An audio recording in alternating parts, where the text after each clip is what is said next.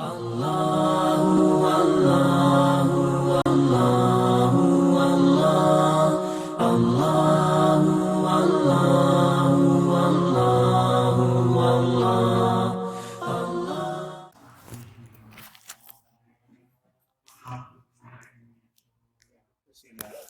Min sayyiati a'malina may yahdihillahu fala mudilla lahu wa may yudlil fala hadiya lahu wa asyhadu an la ilaha illallah wahdahu la syarika lahu wa asyhadu anna Muhammadan abduhu wa rasuluh ya ayyuhalladzina amanu taqullaha haqqa tuqatih wa la tamutunna illa wa antum muslimun ya ayyuhan nas taqu rabbakumul ladzi khalaqakum min nafsin wahidah wa khalaqa minha zawjaha wa bassa minhuma rijalan katsiran wa nisaa'a wattaqullaha alladzi tasaaluna bihi wal arham innallaha kana 'alaikum raqiba ya ayyuhalladzina amanu taqullaha wa qulu qawlan sadida yuslih lakum a'malakum wa yaghfir lakum dhunubakum wa may yuti'illaha wa rasulahu faqad faza fawzan 'azima. Amma ba'du fa inna asdaqal hadithi kitabullah wa khairal hadi hadi Muhammadin sallallahu alaihi wasallam syarrul umuri muhdatsatuha wa kullu muhdatsatin bid'ah wa kullu bid'atin dalalah wa kullu dalalatin finnar. Ikhwani fiddin, asyhadu. Ternyata saya masih terpanggil untuk mengangkat satu kisah yang berkenaan dengan Syatimur Rasul yuqtal. Syatimur Rasul yuqtal wala yustata. Orang yang menghina Rasulullah Muhammad sallallahu alaihi wasallam harus dibunuh. Akan Imam Ahmad tidak diberi kesempatan untuk bertobat. Kisah ini saya dapatkan di dalam Syiaru A'lamin Nubala juz 15 tentang kisah Sultan Salahuddin Al-Ayyubi. Ada yang menambah dengan Al-Misri, orang kedua di dalam sejarah Islam. Yang atas, waalaikumsalam, izin Allah subhanahu wa ta'ala bisa menguasai kembali, merebut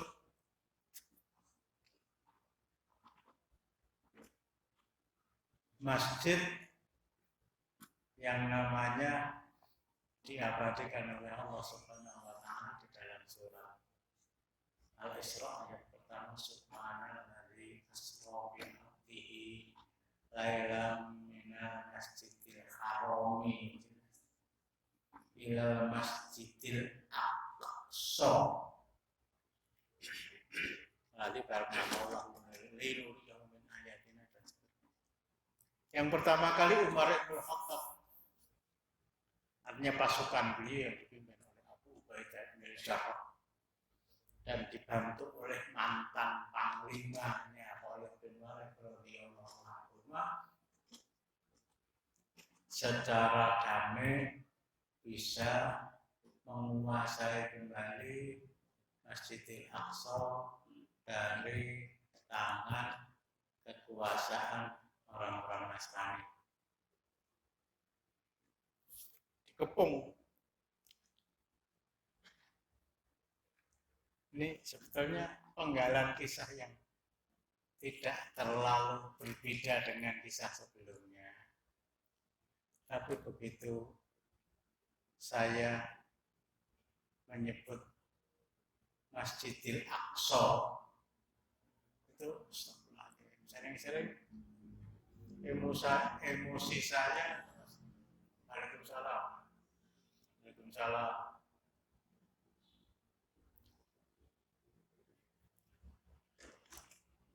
Saya harus gambarkan dengan gambaran yang sangat baik.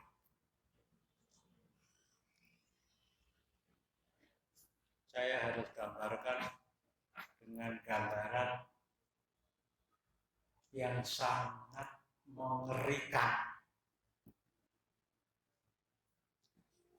Kondisi hari ini.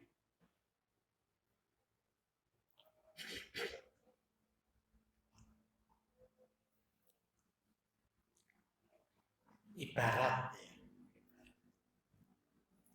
seorang laki-laki yang mempunyai 3 orang istri. Ibarat saja, Anda bisa menerima, Anda bisa menolak. Saya sampaikan sebatas untuk bisa menggugah emosi antum seperti emosi saya juga tergugah. Yang satu Masjidil Haram jelas, yang satu Masjid Nabawi jelas, yang ketiga Masjidil Aqsa.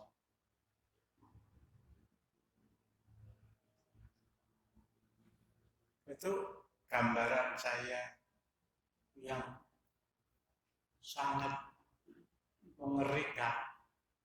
Ini masih sangat halus dibandingkan dengan realita yang ada.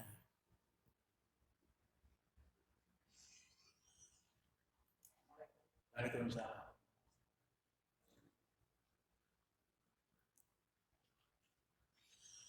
Masjid ini yang memberi nama Allah.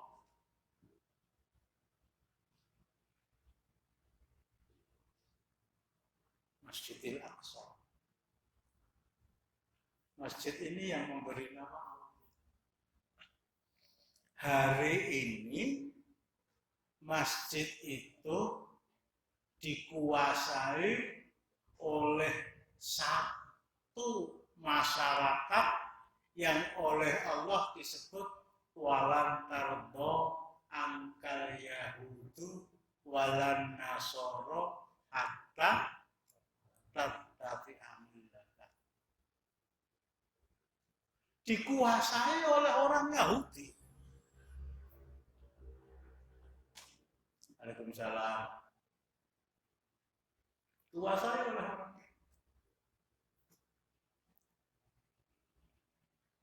Kalau yang dikuasai orang Yahudi itu mungkin Masjid Baitul Ma'mur yang ada di Grogol ini, itu pun hati kita berontak.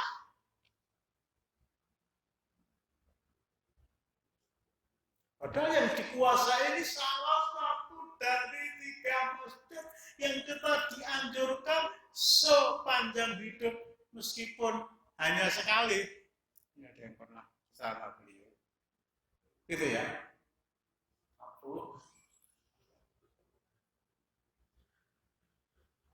Yang menguasai mereka. Boleh Anda masuk ke masjid, tetapi harus memenuhi persyaratan-persyaratan yang kami tentukan.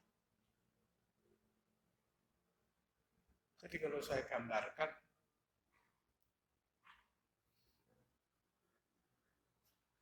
Masjidil Aqsa yang dikuasai oleh orang Israel tadi, ibarat seorang istri,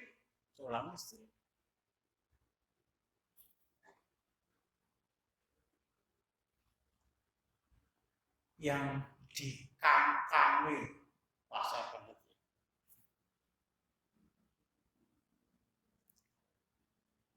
Oleh laki-laki lain di depan suaminya dan suaminya diam saja.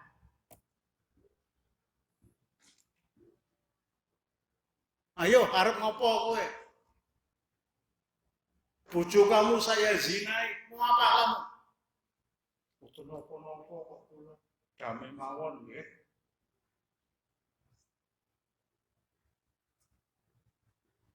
Ini yang terjadi di Emirat Arab itu kan seperti itu. Di Dubai itu seperti itu. Takutan mereka kepada manusia atas anjuran Amerika yang lebih mereka takuti, mereka mengadakan hubungan diplomatik dengan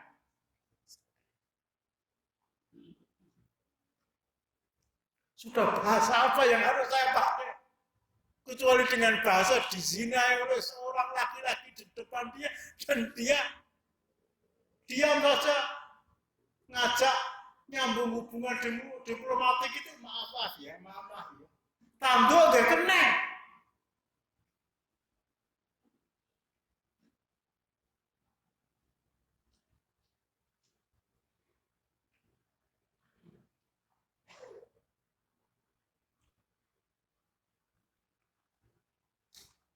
Sampai hari ini dimulai dari Mesir, Presiden Anwar Sadat, Yordania, ada hubungan dengan Israel.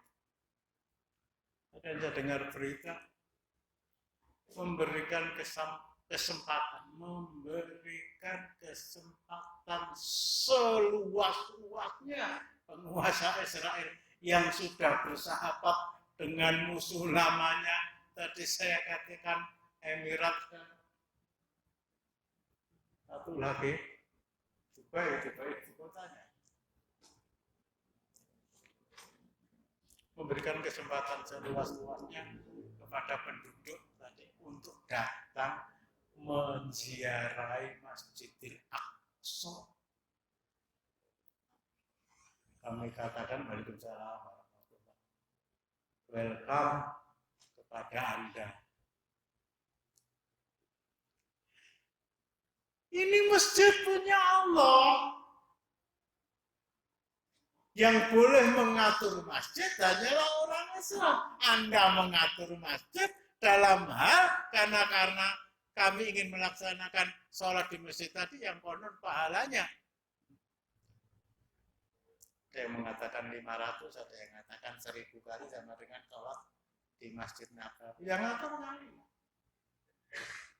Selain kami, sholat di Masjidil Aqsa dan diizinkan, tempat itu tempat terbuka, orang-orang barat datang ke sana, perempuannya, laki-lakinya, pakai pakaian yang tidak senonoh, foto-fotonya di sana. Ini maaf, mukadimah saya mungkin terlalu panjang, tapi sampai sekarang saya tidak katakan kepedulian kepada Al-Aqsa itu sudah hilang, tetapi mungkin menurun drastis, mendekati titik nol.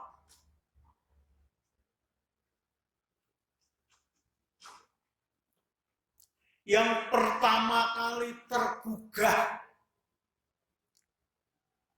untuk mengembalikan Masjidil Aqsa ke pangkuan Allah Subhanahu wa Ta'ala setelah dikuasai oleh orang-orang Nasrani. Jadi saya katakan Umar bin Khattab. Dengan suasana damai dikepok pada musim dingin, tidak diberi kesempatan untuk keluar, tidak diperbolehkan orang keluar memasuk kebutuhan sembako ke dalam. Karena salah seorang di antara mereka membawa bendera putih. Nuwun sewu, Mas.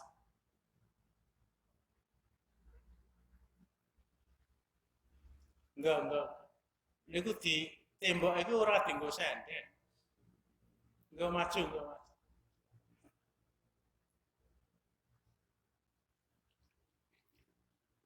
kami siap menyerahkan. Al-Quds,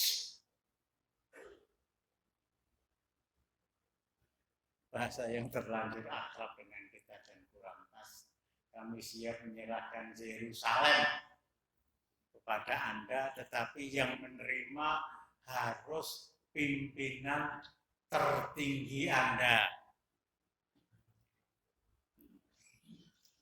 Salah adanya permintaan itu di Waalaikumsalam setujui, dan akhirnya Umar bin Khattab datang ke sana dengan tukang untanya. Unta itu Jamal, tukang unta itu Jamal. Sudah sering saya terangkan. Dia naik unta, sekarang yang mobil ya. Tukang unta tadi nuntun di bawah, sopirnya kesel baru pun lah. Waalaikumsalam. Wis ganti sing nuntun aku, sing numpak kono. Ngomong enggak. Sampai akhirnya kalau Solo masuk pintu Gapura Kleco dari barat, masuk Gapura Juruk yang ada patung Bung Karno-nya naik kuda gitu. Pernah foto di sana?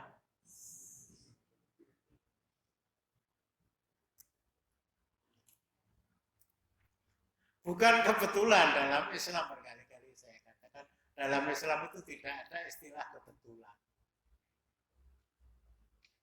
Allah takdirkan pada waktu itu yang naik tukang untanya, yang nuntun Umar bin Khattab, lambene padha-padha letek, bukan letek elek. Oh, Masya Allah. Disambut oleh para pendeta, para rahib mereka dengan segala kehormatan. Ahlan wa sahlan bi hudurikum, selamat datang di kota Yerusalem, wahai Amirul Mukminin Umar bin Khattab. Saya bukan Umar bin Khattab. Astagfirullahaladzim. Kapan ya sejarah begitu terulang ya? Itu. Ini kesederhanaan Umar bin Khattab. Ya, bengkok yang Umar bin Khattab aja.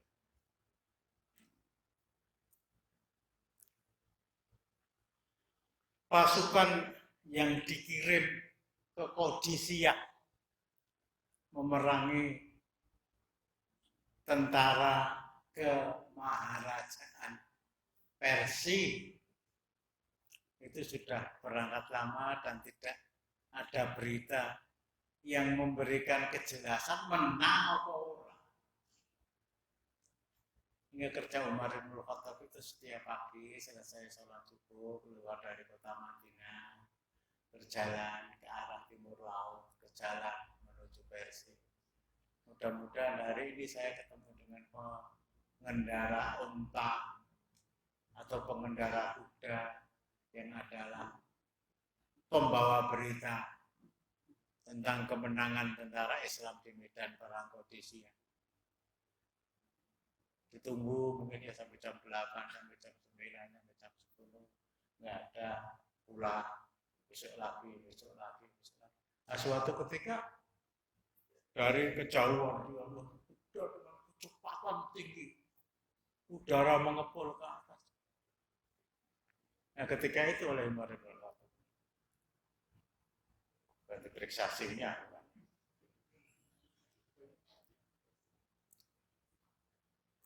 Anda dari mana? Dari medan Qadisiyah. Mau kemana? Mau menghadap Amirul Mukminin. Saya pengendara kuda tercepat di antara antara tentara-tentara yang maju. Bagaimana keadaan tentara Islam? Alhamdulillah Allah memberikan kemenangan. Itu wawancara itu bukan kuda di stop kemudian berhenti, tidak, kuda tetap berjalan. Umar bin Khattab mengiringkan di bawah. Ngomong tentang kemenangan, ngomong tentang ghanimah, ngomong tentang tentara Islam yang mendapatkan syahadah dan seterusnya, semakin mendekati kota Madinah, banyak orang yang berjalan berpapasan dengan Umar bin Khattab. Assalamualaikum ya Amirul Mukminin. Waalaikumsalam. Yang di atas. Assalamualaikum ya Amirul Mukminin. Nah, Anda itu Amirul Mukminin toh? Ya, jangan dijawab insya Allah mau cek apa ya. Ini hatta diminta untuk sholat di Masjidil Aqsa oleh para pendeta, tidak. Waalaikumsalam. Saya tak sholat di terasnya saja kok aku telat. Saya khawatir nanti kalau saya mau sholat, waktu itu masih gereja, tempat peribadatan orang-orang Kristen, saya khawatir nanti kalau tentara Islam menguasai gereja-gereja yang lain, kemudian gereja tadi dengan simsalabim dirubah menjadi masjid. Tapi kalau Masjidil Aqsa memang aslinya subhanalladzi asra bi abdihi lailan minal masjidil harami ilal masjidil Aqsa. Sekian puluh tahun yang lalu Rasul sudah melaksanakan Isra Mi'raj dan salat di sana. Ini Umar bin Khattab. Secara mencatat manusia pertama yang bisa mengembalikan Masjidil Aqsa keharibaan Allah Subhanahu wa Ta'ala. Apa sebelumnya bukan milik Allah? Iya, tapi dikuasai oleh orang-orang Kristen. Yang kedua, Salahuddin Al-Ayyubi, bahkan ada yang menambah Al-Misri, yang menambah At-Tirqiti, tahun 532 Hijriah. Ini lebih nolongso lah. Anak-anak kita, kamu kenal nggak Salahuddin Al-Ayyubi? Anu itu teman saya satu kelas. Bahkan bapaknya pun mungkin juga belum tahu. Kamu kenal nggak Habib Rizik? Kenal banget. Kan Habib Rizik. Saya harus ingatkan tentang Habib Rizik. Hak Anda untuk terkagum-kagum kepada diri. Sebenarnya yang benar itu namanya Rizik Rizik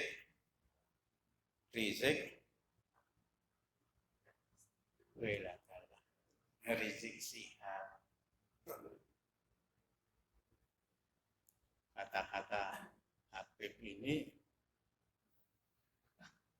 yang sudah sejak sebelum merdeka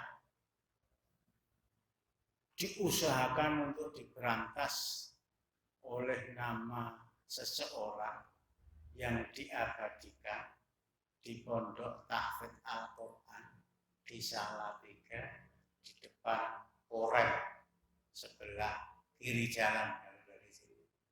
Ojo dijawab bro, menengok. Siapa ya? Pondoknya apa namanya? Hah? As-Surqa.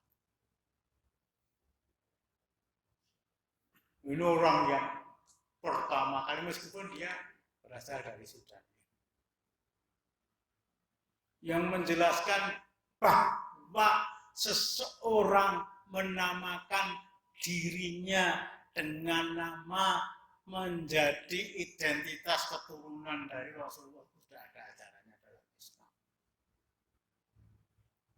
namanya Habib. Waalaikumsalam. Kalau perempuan namanya Habibah. Namanya Syarifah. Tiga anaknya Rizik Syihab yang dinikahkan itu namanya sebetulnya Najwa. Tapi karena dia adalah dinyatakan sebagai keturunan Rasulullah, di depan namanya ada nama orang jagung loh. Namanya Syarifah, Najwa, Rizik. Ini masalah nasab. Tapi ya tidak berarti nama itu menyebabkan yang bersangkutan dari divonis keluar dari Islam, jauh paham dari api. Dulu kita berkali-kali Anas itu mengundang seorang ahli Syiah dari Surabaya, nama depannya juga pakai nama Habib. Siapa? Habib Zain Al-Haq. Berapa bulan yang lalu meninggal. Mudah-mudahan terus keras sekali lawan Syiah. Saya bukan mempermasalahkan Habibnya. Jadi sekali lagi saya katakan, saya pun termasuk orang yang kagum mendengarkan khutbah Jumat dia pada 212. Loh. Ikut mendengarkan enggak itu? Ya orang Jumatan dewe rekaman. Anda boleh mengakui. Bahkan ada yang menyatakan belum ada tokoh Islam di Indonesia sejak kemerdekaan itu disanjung-sanjung oleh umat, mengalahkan sanjungan mereka kepada Rizik Syihab. Sampai mengatakan 3 juta orang datang ke bandara. Ada yang berangkat? Ada. Ngacung-ngacung, ketak-ketak. Dan kepulangannya ke Petamburan dikawal oleh pasukan Hawari berasal dari utara Sriwedari. Betul. Nah, ada apa ya? Berkali-kali saya ngomong marah besar sih gitu. Kalau sampai Muzakir itu dikatakan sih.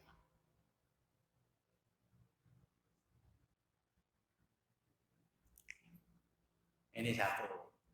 Itu pun juga tidak, mudah-mudahan tidak mengulangi nilai Islam, tidak menyebabkan hilang nilai keislaman yang ada pada dia.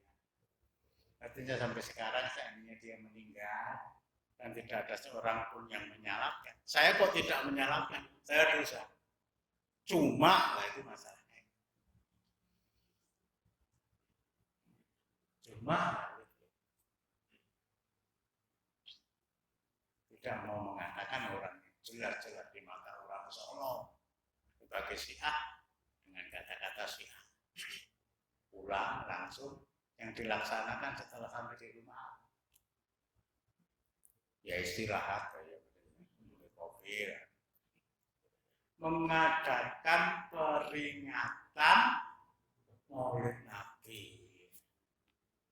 Masjid Baitul Makmur sono niki. Pak Warso. Jelas itu peringatan bid'ah.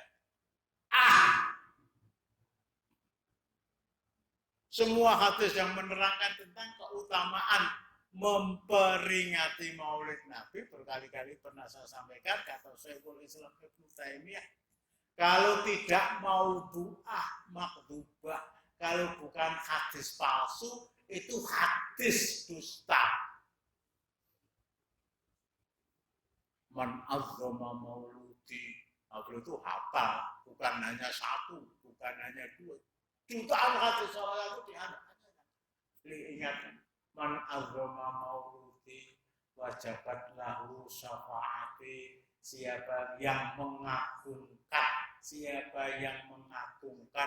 hari kelahiranku, wajib baginya mendapatkan syafaatku. Siapa yang tidak rindu kepada syafaat Rasulullah? Bahkan di antara retorika khutbah ketika orang memulai Allahumma sholli ala Muhammad wa ala alihi washabihi ajmain, kemudian diterjemahkan. Rasah ya. Ini mungkin di antara kita masih ada yang mempunyai kebiasaan. Allahumma sholli ala Muhammad wa ala alihi washabihi ajmain. Mudah-mudahan sholawat dan salam. Kita sudah baca Allahumma sholli ala Muhammad, itu sudah nggak usah diteruskan. Mudah-mudahan sholawat dan salam dilimpahkan kepada junjungan kita Nabi Agung Muhammad Sallallahu Alaihi Wasallam yang syafaatnya kita rindukan besok pada hari kiamat. Ya, saya tidak mengatakan itu salah, tapi kok membaca sholawat dengan contoh seperti itu kok tidak ada lah gitu. Jadi man azzama mauludi wajabat lahu syafaati, barang siapa yang mengagungkan hari kelahiranku, wajib dia mendapatkan syafaatku. Makdzubah maudzu'ah, palsu, dusta.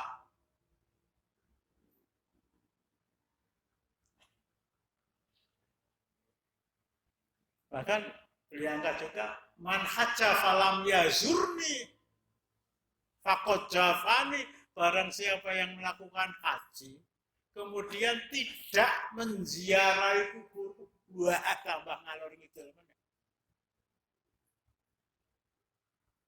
Barang siapa yang melaksanakan haji kok tidak menziarahi kuburku, sungguh dia telah membenciku. Jadi 8 hari setelah melaksanakan haji di Makkah atau sebelum berangkat ya jemaah haji dibawa ke Madinah, itu mestinya dari Kementerian Agama agar mereka bisa melaksanakan sholat arba'in. Tapi enggak. Mereka ke sana itu nomor 1 ziarah ke makam Rasulullah. Dusta. Manjaroni ba'da wafati wa ka'anna mazaroni fi hayati, barang siapa yang menziarahi kuburku setelah wafatku sama dengan menziarahiku pada waktu aku masih hidup. Itu syafaat Rasulullah Sallallahu Alaihi Wasallam. Yang dilaksanakan peringatan Maulid Nabi,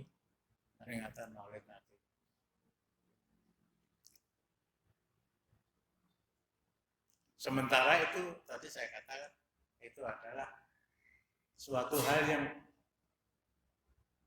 belum ada contoh dari Rasulullah Sallallahu Alaihi Wasallam. Rasul mengadakan ulang tahun, apalagi bakar lilin, enggak ada. Kalau nyanyi happy birthday to you, enggak melaksanakan. Artinya ya dalam keadaan tetap menganggap dia sebagai akhul muslim, tapi pada diri dia masih ada, saya nggak katakan syarat, tapi sungguh dengan nilai-nilai yang tidak ada ajarannya di dalam Islam, padahal itu kaitannya dengan masalah ibadah. Silakan dikagumi, tapi saya tekankan, jangan mengharap-harap kata kinarto sabdo. Kenapa? Jangan mengharap tupuling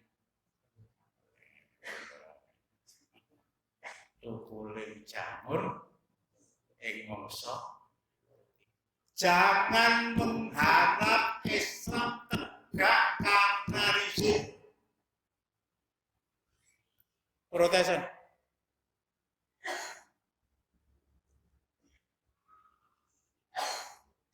dirasani. Kita hormat. Tadi saya kata, masa aku belum tahu ngomong pidato itu koyo ini. Mungkin ada yang punya rekaman ya.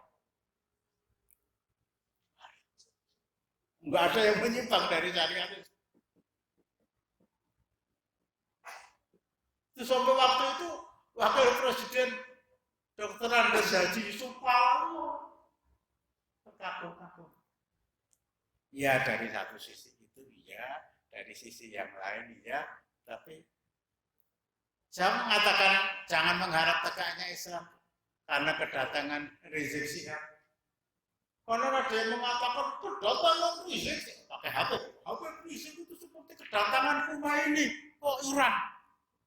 Bisa menjungkir balikkan Muhammad Reza Pahlavi. Enggak. Jauh panggang dari tekan kono ya mungkin ada ya. Protesan aku qabilul islah kadang-kadang. Ya bisa jadi saya tapi saya tekankan ya. Saya termasuk dalam satu persoalan mengagumi paling tidak kemampuan dia berpidato. Wis tenan. Lega lila. Sing mburi ra ketok, wong ngantuk.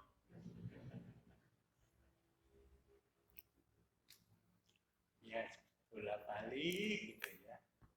Anak yatim. Umurnya Abdurrahman berapa? 4 tahun. Anak yatim umur 3 tahun atau 2 tahun. 3 tahun. Saking kepenginnya mempunyai bapak, meskipun kata-kata itu tidak terucap dengan mulut, tapi perbuatan dia. Wah, gara-gara wong lanang diamploki. Betul ya? Dari sanalah Rasulullah Shallallahu Alaihi Wasallam bahkan Allah Subhanahu Wa Taala menekankan agar kita betul-betul peduli kepada orang yang meninggal sementara anak-anaknya masih kecil, kepada anak-anak yatim.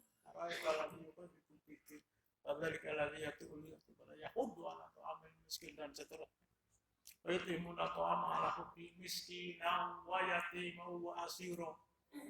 Keberadaan kita ini seperti anak yatim.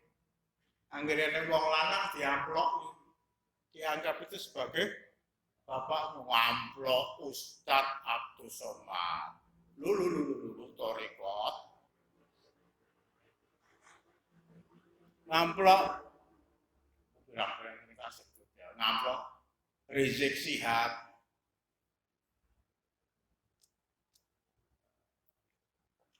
Yang saya katakan, jangan berharap.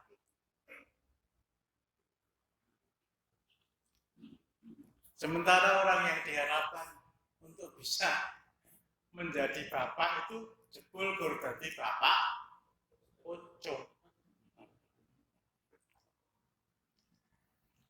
Ini tadi Syekh Surkati tadi. Itu betul-betul berusaha untuk menyadarkan umat, terutama masyarakat Arab Indonesia. Ini sikap yang tidak benar. Sikap yang tidak benar. Akhirnya beliau mendirikan sebuah organisasi Islam namanya Al-Irsyad. Al-Irsyad, Al-Islamiyah. Antum bisa nyanyi lagu marahnya. Aku sering. Ahmad itu ketika saya nyanyi, usah belajar dari mana? Bilal, apa Bilal, ulah sambil Irsyad. Apa ya?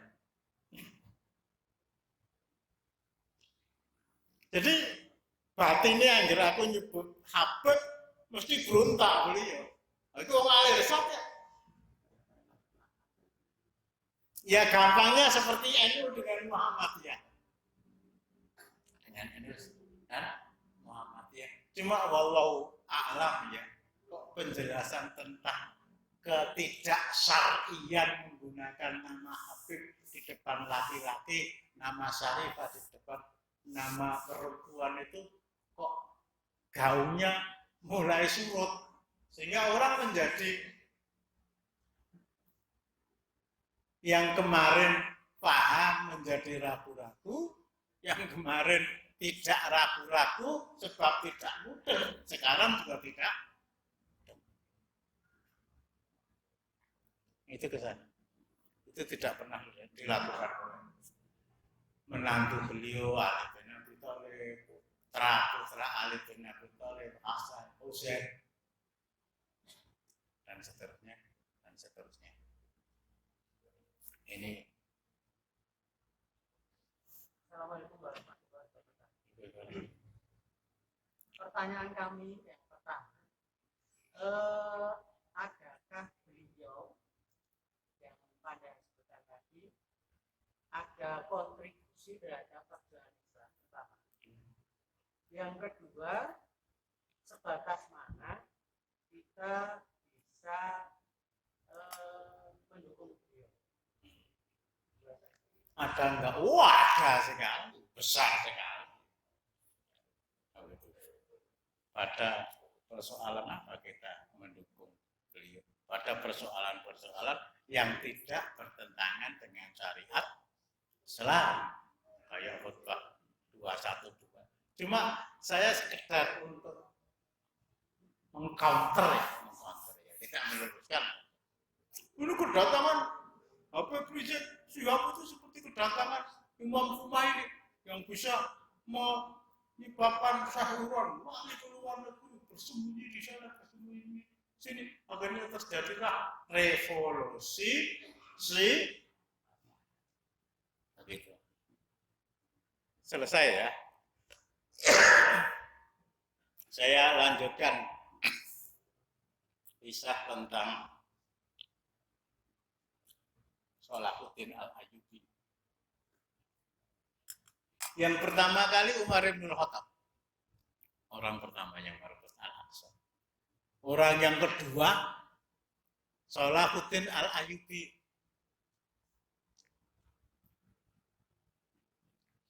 Orang yang ketiga belum mimpi.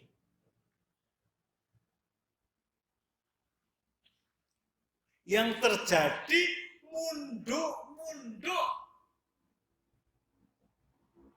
mengharapkan belas kasihan. I hope you can live, agar saya bisa sholat di Masjidil Aqsa. Yang berkuasa Anda sholatnya ning kono, ratu ning kene. Nggih. Ya Allah. Kalau kita kembalikan kepada dua nama masjid yang secara jelas disebut Allah Subhanahu wa Ta'ala dengan minal masjidil harami ilal masjidil aqsa alladzi barakna haulahu. Bahkan Isra Mi'raj dari Makkah Masjidil Haram dibawa oleh Jibril, naik burak turun di Masjidil Aqsa tadi. Kemudian dibawa oleh Jibril, salah satu di antara riwayat, masuk ke dalamnya. Dalamnya sudah ratusan orang menunggu. Begitu Rasulullah masuk ke masjid, dipersilahkan Jibril menempati tempat pengimaman. Rasulullah yang menjadi imam, para jamaah tadi makmum di belakang beliau. Selesai sholat, Jibril mengajak keluar. Burak sudah siap untuk membawa ke Sidratul Muntaha. Hanya Jibril, Rasulullah tahu siapa yang makmum di belakang Rasulullah. Rasulullah tahu siapa yang makmum di belakang Rasulullah. Itu para nabi dan para rasul sejak Nabi Adam sampai nabi terakhir sebelum Anda diangkat menjadi khatamul anbiya wal mursalin, sehingga disebut dalam salah satu penyebutan imamul anbiya wal mursalin. Masa mulianya wajib diatur. Itu sekarang dikandang oleh orang Yahudi ya.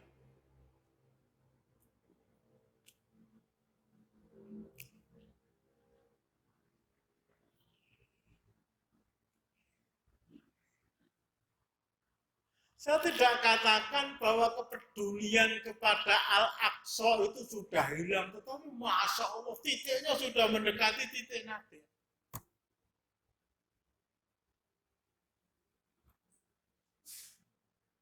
Hatta Palestina sendiri melawan Yahudi bukan karena Al-Aqsa, tetapi karena merasa hak asasi saya sebagai seorang atau sebagai satu bangsa yang merdeka. Ditutup rapat-rapat oleh mereka. Nah dari sinilah Salahuddin Al-Ayyubi sebagai penguasa Mesir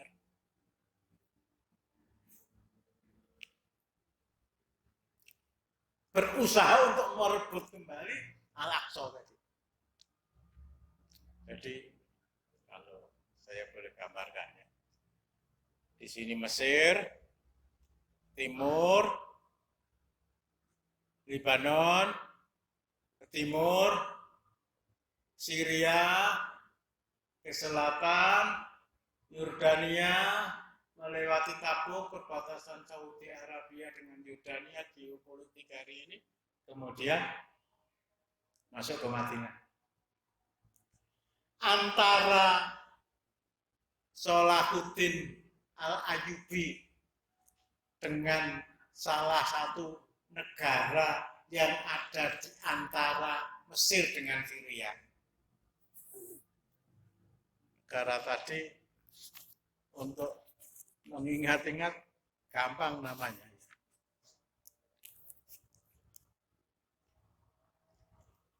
Alif, lam, kaf, ro, kaf, karak.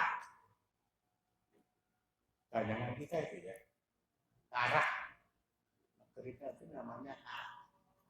Cuma penguasanya ini orang Prancis.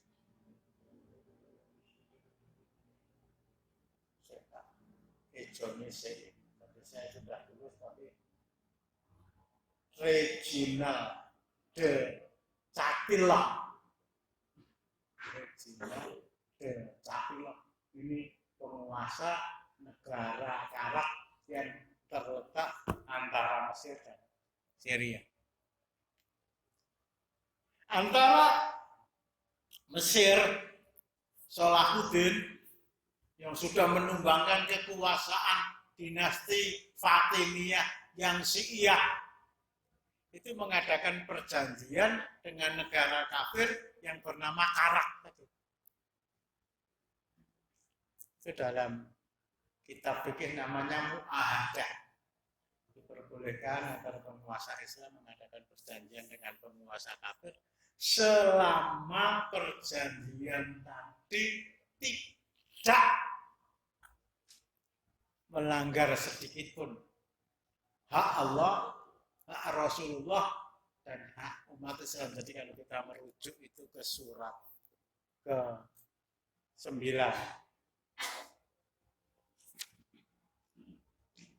Surat At-Taubah ayatnya 4.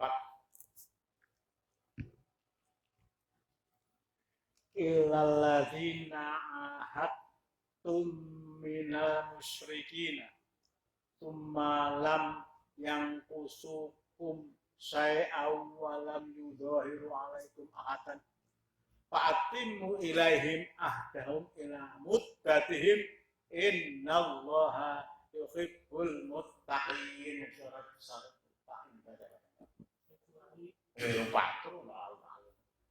Kecuali orang-orang musyrikin yang kamu telah mengadakan perjanjian dengan mereka dan mereka tidak mengurangi sesuatu pun dari isi perjanjian dan tidak pula mereka membantu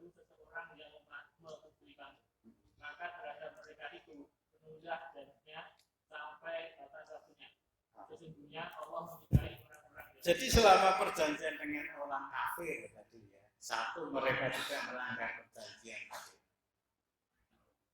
Yang kedua, mereka tidak membantu negara-negara kafir untuk memerangi orang Islam.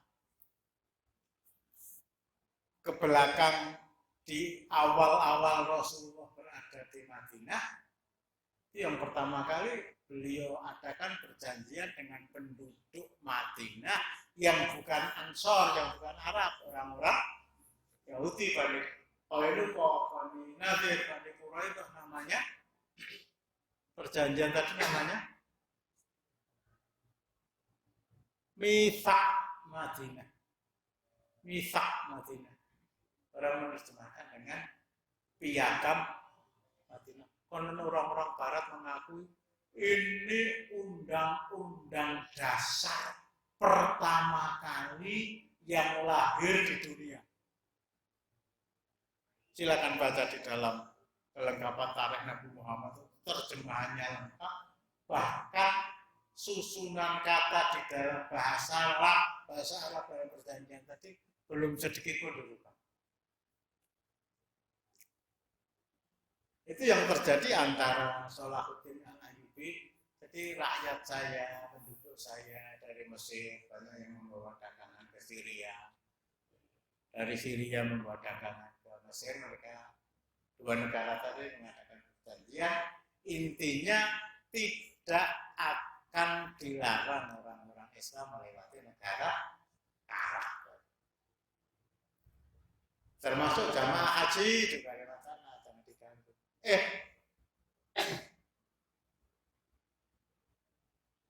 Perjanjian tadi dilanggar. Perjanjian tadi dilanggar. Para pedagang yang lewat di negerinya,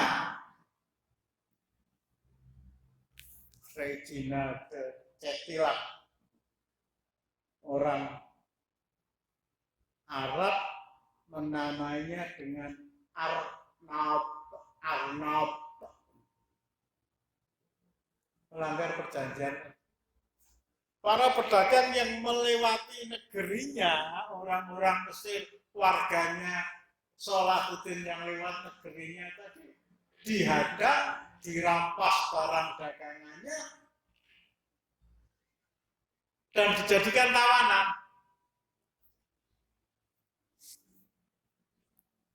Ini pelanggaran yang pertama. Tapi pelanggaran yang kedua, dan ini lebih berkaitan dengan materi yang saya sampaikan. Kata Al-Arnab, kalau Muhammad itu betul-betul Nabi, sekarang panggil dia supaya menolong kamu, menyelamatkan kamu dari cengkeraman kekuasaan saya. Nah, di sini nyambung kepada Syatimur Rasul, orang yang mencaci maki Rasulullah harus dibunuh.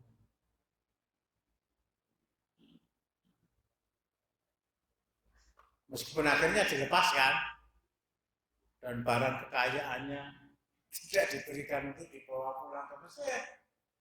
Mereka sampai di Mesir lapor kepada Salahuddin. Ini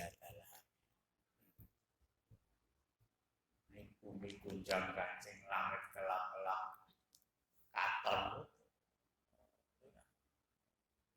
Saya nawa itu untuk mengalahkan negara Arab, dan saya nawa itu untuk membunuh dia secara langsung tanpa memerintahkan kepada salah seorang di antara anak buahnya, karena salah satu indikasinya dia telah menghina Rasul, pasukan perang.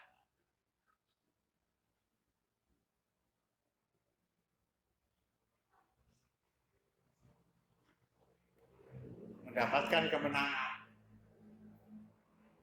Tentara yang dipersiapkan oleh Al-Arnab tadi ternyata juga dibantu oleh penguasa Yerusalem. namanya juga sulit ya. Kui de Lusignan, orang-orang Prancis yang menguasai Timur Tengah, intinya menguasai Yerusalem agar Al-Aqsa tadi tidak menjadi milik orang Islam. Dengan segala kekuatan dikerahkan tentara, negara dikepung. Akhirnya mereka kalah. Lari ke atas gunung, dikejar.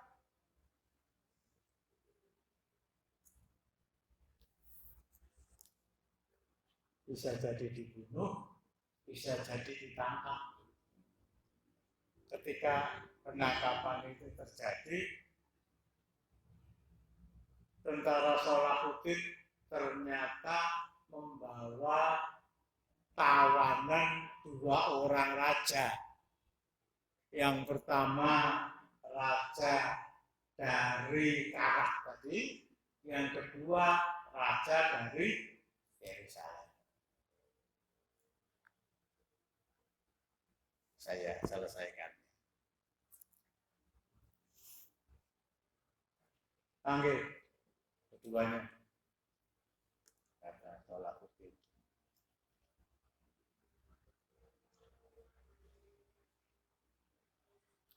Ini kekalahan mereka itu antara lain seperti kekalahan tentara Quraisy yang berjumlah 1.000 orang melawan tentara Islam yang jumlahnya tidak sampai sepertiganya, 313 orang. Di mana letak kunci kemenangan? Ada mata air di, saya lupa ya, apa sebelah timur apa sebelah barat. Itu ditutup. Kemudian ada 2 mata air, yang satu dimanfaatkan orang Islam untuk kebutuhan makan, minum dan seterusnya, yang satu perintah Rasul tutupi dengan batu sehingga tidak bisa dimanfaatkan tentara kafir. Ini juga begitu. Kemenangan Salahuddin itu tentu saja atas pertolongan Allah, tapi secara lahiriah karena bisa menguasai mata airnya. Suasananya bukan suasana musim dingin, tapi suasana musim panas. Jadi kekalahan mereka selain mereka juga bertemu dengan kekuatan musuh yang lebih berani, juga karena tidak ada persediaan air. Bagai kaya ngapa nek ngalah. Maka ketika dia 2 orang raja tadi dihadapkan kepada Salahuddin di dalam tendanya,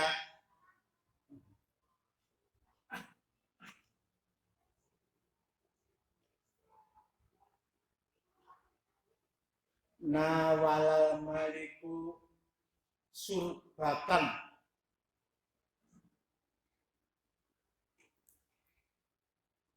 sila bafaljun, beri saya minum barang air 1 gelas. Salahuddin diberikan air dingin, sehingga betul-betul memenuhi selera bibir dan tenggorokan. Air es lah. Setelah dia minum, pana wala arnab. Kira-kira ya 2/3 dia minum, kemudian yang 1/3 ini diberikan kepada orang yang pernah menangkap orang-orang Islam yang lewat di negaranya dan mengatakan kalau Nabi Muhammad itu Nabi, panggil dia untuk menyelamatkan, sisanya diberikan kepada dia. Nah, di sini saya ingin berbicara tentang keluhuran seorang pemimpin Islam ketika berhadapan dengan musuh. Faqala Sultan litarjuman, katakan kepada Raja Yerusalem berangkat melalui seorang penterjemah. antal ladzi saqaitahu wa illa ana fama saqaitu. Yang memberi minum dia itu kamu. Kalau saya tidak akan memberikan seteguk air pun kepada dia. Karena kebencian dia kepada Rasulullah, dan otomatis kebencian saya kepada dia. Apa yang dilakukan setelah itu?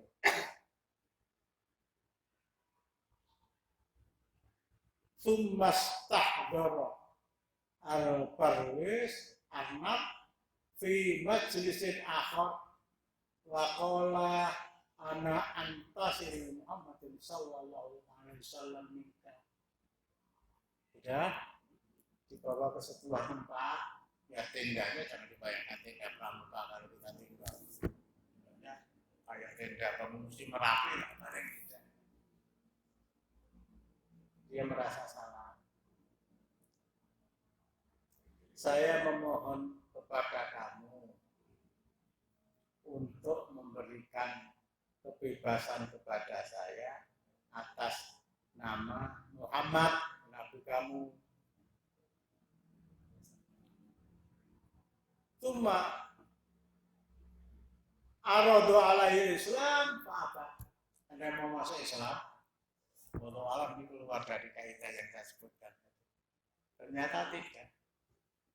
Bismillahirrahmanirrahim. Pedang dicabut, dipegang dengan dua tangan. Saya Abdullah Prancis itu. Terpisah kepala dari raga. Saya dapat ilmu dari beliau. Konon hukuman mati yang paling manusiawi. Hukuman mati yang paling ringan diterapkan kepada orang, yaitu hukuman mati dipancung. Kono kali-kali wong.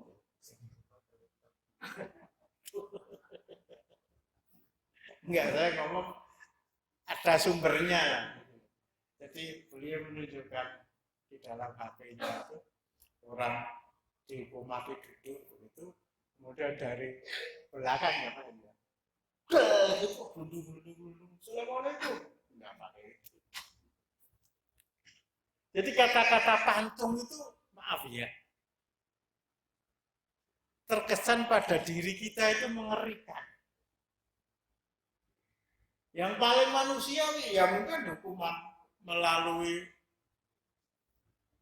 listrik atau hukuman tembak. Tetapi menurut pengamatan ya, beliau nanti kalau nggak percaya tanyakan kepada beliau. Itu dengan hukuman pantung. Rampung. Tapi kalau tembak masih 9, 8, 7,5. Oh, orang 7,5 ya. Raja Yerusalem tadi dilusik nang, Masya Allah, pucat. Bar kuwi mesti aku. Bar kuwi mesti aku. Apa kata dia? Saya singkat. Saya lakukan ini bukan karena dia musuh saya kiri dan kanan, tapi saya lakukan ini karena dia musuh saya, sebab dia telah memusuhi Nabi saya dengan mengatakan kata-kata yang tidak senonoh pada dia. Sementara Anda tidak ada urusan dengan saya, kecuali dalam peperangan Anda kalah, saya beri kesempatan untuk kembali ke negeri Anda tanpa harus, bahasa saya, meninggalkan tebusan 50 juta. 50 juta. Diberi kebebasan pula. Tapi perhitungan ya, ini saya lakukan. Dari sini selesai, saya lanjutkan ke timur, kemudian saya ke selatan, kemudian saya ke Palestina, kemudian saya berusaha untuk merebut Yerusalem, merebut Al-Aqsa, dan ini tujuan utama saya.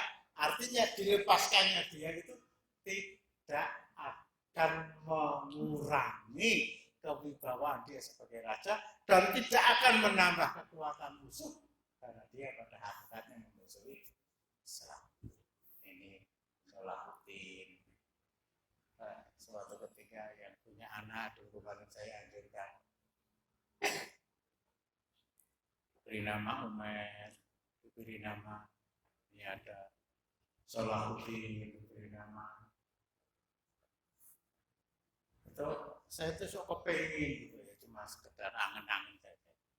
Ada satu materi taklim khusus berbicara tentang, kalau saya ambil judul di sini, A'lamun Nubala, Syiaru A'lamun Nubala, sejarah tentang manusia-manusia terkenal.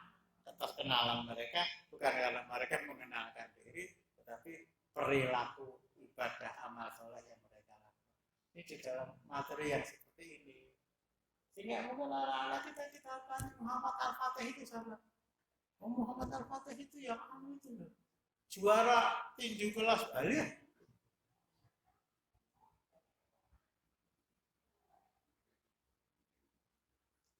Ini manusia pertama ya, yang bisa mengalahkan Romawi Timur.